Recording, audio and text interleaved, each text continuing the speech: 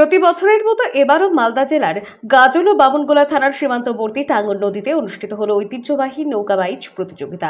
পুলিশি উদ্যোগ ও নজরদারিতে আয়োজিত এই প্রতিযোগিতা ঘিরে উৎসবের আবহ ছড়িয়ে পড়ে সমগ্র এলাকায়। প্রাক শারদীয়ায় অঙ্গ হিসাবে আয়োজিত এই নৌকা বাইচ প্রায় 40 বছরের ঐতিহ্য বহন করছে। স্থানীয় মানুষের কাছে এটি একটি শুধু খেলার প্রতিযোগিতা নয়, বরং সামাজিক মিলন মেলার এক গুরুত্বপূর্ণ অংশ। নদীর দুই তীরে হাজার হাজার মানুষ ভিড় জমিয়ে প্রতিযোগিতা উপভোগ করেন। পুলিশ প্রশাসনের তরফে জানানো হয়েছে, নিরাপত্তার জন্য নদীর ঘাট ও চারপাশে এলাকায় বিশেষ নজরদারি চালানো হয়।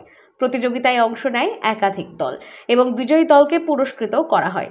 এই নৌকা বাইচ প্রতিযোগিতা স্থানীয় সংস্কৃতি ও ঐতিহ্যকে নতুন প্রজন্মের কাছে তুলে ধরার পাশাপাশি সৌহার্দ্য ও সম্প্রীতির বার্তাও ছড়িয়ে দেয় বলে মনে করছেন আয়োজকরা।